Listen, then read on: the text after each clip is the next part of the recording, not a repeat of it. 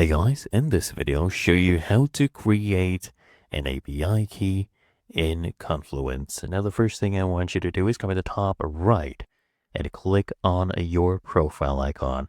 And from here, I want you to click on Profile, and it will actually redirect you to this page where I want you to just click on Manage Your Account. It will open up a new tab where it will basically take you to your Altasian account settings. Click here on security.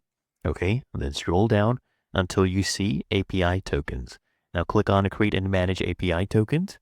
And all you need to do is click on create API token. And you can name this anything you want for your own reference. So if I'm using this for Jira, I'll just name it Jira. If you want it to expire on a certain date, you can select that as well.